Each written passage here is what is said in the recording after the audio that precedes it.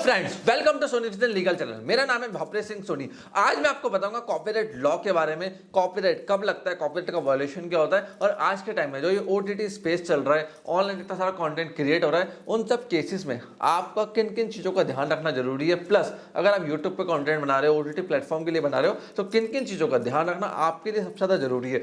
पूरा ज्ञान, information about copyright, OTT platform, online, सब कुछ इस वीडियो के अंदर देने वाला हूं। तो इस वीडियो को एंड तक ध्यान से देख के जाना। और मैं काफ़ी सारी इन्फॉर्मेशन, वीडियो, कंटेंट लिंक्डइन पे भी आजकल शेयर करता हूं। वहां पे भी काफ़ी लोग मेरे को फॉलो करते हैं। ये मेरा लिंक्डइन अकाउंट है, यहाँ पे जाकर मेरे को फॉलो कर सकते हो। काफ़ी सारे पोस्ट मैंने शार्क टैंक के ऊपर बनाई, जिसपे काफ़ी सारे लाइक, कमेंट्स है, लोगों ने मेरे से क्वेश्चन पूछे, तो उनको भी जाकर आप चेकआउट कर सकते हो। देखो, आज का जो टाइम है ना, ऑनलाइन बहुत ज़्यादा डिमांड बढ़ चुकी है। आज यूट्यूब के ऊपर, सोशल मीडिया के ऊपर, नेटफ्लिक्स के ऊपर बहुत सारे लोग अपना टाइम कंज्यूम कर रहे हैं, इनके ऊपर कंटेंट बढ़ चुका है। अब जहाँ जहाँ डिमांड बढ़ती है, यूजर्स बढ़ती है, वहाँ पे लॉ भी आ जाता है। यहाँ पे लगता है कॉपीराइट एक्ट। अब देखो फ्रेंड्स, कॉपीराइट एक्ट है ना, बहुत पुराना है। ओटीटी प्लेटफॉर्म नए हैं, तो ओटीटी प्लेटफॉर्म के लिए कोई स्पेसिफिक लॉ नहीं है। कॉपीराइट एक्ट पुराना है, तो उसके कुछ प्रोविजंस को यहाँ पे यूज़ करा गया है। जैसे आप जो भी ओटीटी का कंटेंट यूज़ करते हो, वो सारा कॉपीराइटेड होता है, तो आप पे कॉपीराइट एक्ट का इन्फ्रिंगमेंट लग सकता है। इस चीज़ का ध्यान रखना। तो आप ओटीटी में से रील्स काटते हो अपने यूट्यूब चैनल के लिए, इंस्टाग्राम हैंडल के लिए, तो आपको सोच समझ के काटनी है, और पर्टिकुलर ओटीटी प्लेटफॉर्म को क्रेडिट देना भी जरूरी है। हमारा इंडियन कॉपीराइट एक्ट कहता है, अकॉर्डिंग टू सेक्शन 13,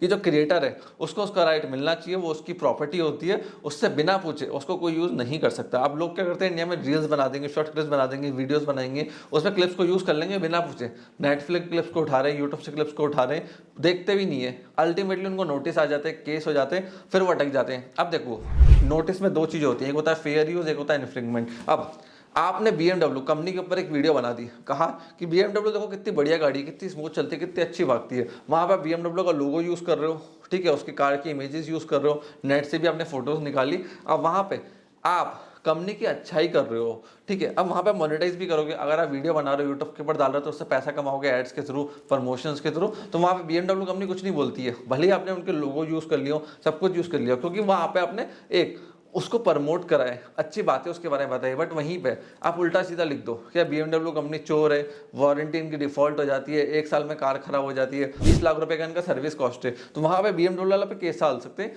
कि भैया हमारी IPR को आपने यूज़ करा, BMW के लोगों को, BMW के इमेजेस को, और आपने रॉन्ग इन्फॉर्मेशन जो किसी फैक्ट्स के ऊपर आधारित नहीं है वो डाल दी, तो वहां पे आप पे केस हो सकता है। अब इन्फ्रिंगमेंट का और आपको एग्जांपल देता हूँ। MBA चाय वाला प्रफुल बिल्लोरे, इतनी सारी वीडियोस बन रही थी उसके ऊपर 2020-21 में, कभी कुछ नहीं बोला। क्यों? अच्छी बातें हो रही थी, सब उसके यूज कर रहे थे, उसके कंटेंट को, उसके इमेजेस को, उसके लोगों को। बट जैसे लोगों ने 2023 में उल्टा सीधा बोलना चालू कर दिया, क्रिटिसाइज करना चालू कर दिया, फ्रेंचाइजी फेलियर हो गए, उसे सबको लीगल नोटिस भेज दिया कि आपने मेरे इमेजेस का यूज़ करा, मेरे पर्सनल ब्रांडिंग का यूज़ करा, मेरी फोटोज़ का यूज़ करा, मेरे कंटेंट का यूज़ करा। तो वहाँ पे कॉपीराइट एक्ट के चलते सबको उसे नोटिस डाल दिए। इवन आदित्य सैनी, जिसके मिलियंस में फॉलोवर्स हैं, उसको भी MBA चाय वाला की वीडियो रिमूव करनी पड़ गई थी। दिल्ली हाई कोर्ट से जाके इन्होंने ये पूरा ऑर्डर लिया था। अब देखो, वहाँ पे जब क्रिटिसाइज आप किसी को करते हो ना, किसी के IPR को यूज़ करके, तो जनरली वो आप पे केस डाल सकते हैं और आपके कंटेंट को रिमूव करवा सकते हैं। बट जब आप किसी की अच्छाई कर रहे हो, कुछ नहीं बोल रहे हो, तो वहाँ पे कंटेंट खुद ही रिमूव नहीं करवाते हैं। अब जैसे डॉक्टर विवेक इंदिरा की बात करूँ, अब इनका डिस्प्यूट चल रहा है संदीप माहेश्वरी के साथ, उसके ऊपर भी आऊंगा। अब देखो, डॉक्टर विवेक इंदिरा जी ने ना एक वीडियो बनाई थी डॉक्टर्स के ऊपर। उन्होंने कहा था कि डॉक्टर्स जो इंडस्ट्री है ना, चोर है, हॉस्पिटल्स वाले स्कैम है, सब चोर है। अल्टीमेटली डॉक्टर्स भड़क गए, कोर्ट में क्लेम डाला 50 करोड़ का। अब डॉक्टर विवेक इंदिरा ने कोर्ट में क्या कहा कि भैया मैंने किसी इंडिविजुअल डॉक्टर को हार्म करा, किसी हॉस्पिटल के रेवेन्यू को डाउन करा नहीं, मतलब इंडस्ट्री के बारे में प्रैक्टिकल बात कर रहा हूँ।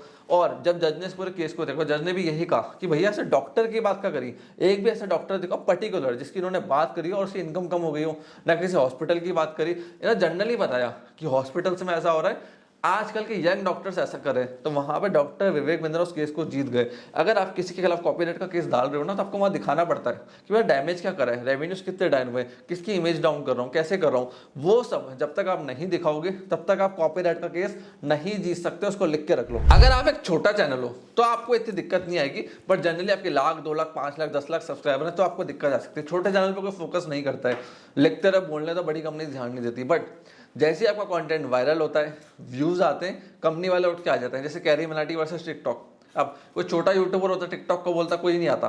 अब कैरी मिनाटी ने वीडियो बनाई, वायरल हो गई थी, 50-60 मिलियन व्यूज उसके ऊपर आ गए थे, तो टिकटॉक वाले उठ के आ गए। अब आपका चैनल बड़ा होना चाहिए अगर लोग आप पे केस फाइल करें तो। फ्लाइंग बिस्ट हो गया, उनका टी सीरीज से डिस्प्यूट हुआ था एक सॉन्ग को लेके।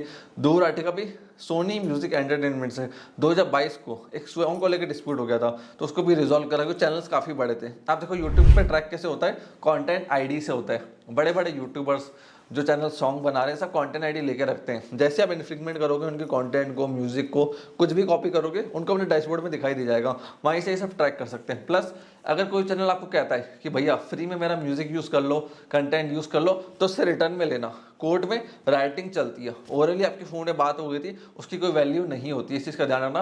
रिटर्न में, राइटिंग में होना बहुत ज़्यादा जरूरी है। Either it can be an email और व्हाट्सएप, बट राइटिंग होना जरूरी है। अब थोड़ा ओटीटी के बारे में आपको क्लियर कर देता हूँ। देखो नेटफ्लिक्स हो गया, जितने भी प्राइम वीडियोस हो गए, ये लोग क्या करते हैं, वीडियोस को बाय करते हैं, मतलब मूवी को बाय कर लिया। नेटफ्लिक्स मिनिमम गारंटी भी देता है आज के टाइम में, जैसे बाकी प्लेटफॉर्म्स भी इस समय दे रहे हैं। अब नेटफ्लिक्स के पास राइट्स आ गए, अब आप उसका कंटेंट यूज करोगे वो आप पे तुरंत केस फाइल कर देगा। और देखो ये इंडस्ट्रीज बहुत स्ट्रांग है, बहुत पैसा लगाते हैं। अब क्या हो गया था, बहुत टाइम से ना इंडस्ट्रीज वाले परेशान थे, नेटफ्लिक्स वाले, प्राइम वीडियो वाले, हॉटस्टार वाले, इन्होंने ग्रुप बना लिया ACE ग्रुप, इसको नोट डाउन करके रख लेना। इसके इस समय 30+ ग्लोबल पार्टनर्स है जो एंटरटेनमेंट कंपनी है। ये ग्रुप 13 जून 2017 में लॉन्च हुआ था और इसी ग्रुप ने स्टीमंगो, 123 मूवीज, इन सबको बंद कराया था। ओपन लोड को भी इसी ग्रुप ने बंद करवाया था। इनके केस के अगेंस्ट में मैं एक बार पेश हो चुका हूं, इसलिए मैं आपको बता रहा हूं। क्योंकि देखिए एज ग्रुप करता क्या है, सारी कंपनीज मिलकर आई, उन्होंने फंड को जमा करा। अब एज ग्रुप का काम ये पूरी दुनिया में ढूंढना कि कौन सा प्लेटफॉर्म, वेबसाइट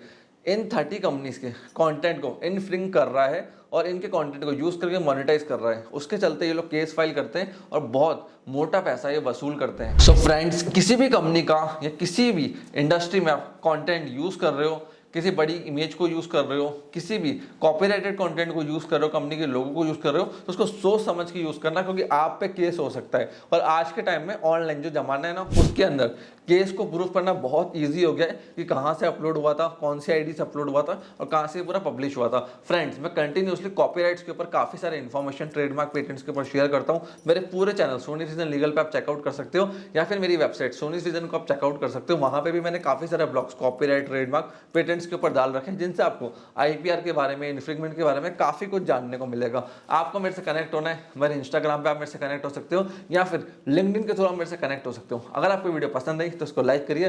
मन में डाउट है, क्वेश्चन है, कुछ भी है, कमेंट सेक्शन आपके लिए ओपन है। कमेंट सेक्शन में कमेंट करके हम हमसे पूछ सकते हैं। आपको वीडियो पसंद आई तो लाइक करो, शेयर करो और चैनल को सब्सक्राइब करो। आपने इस वीडियो को यहाँ तक देखा उसके लिए दिल से धन्यवाद।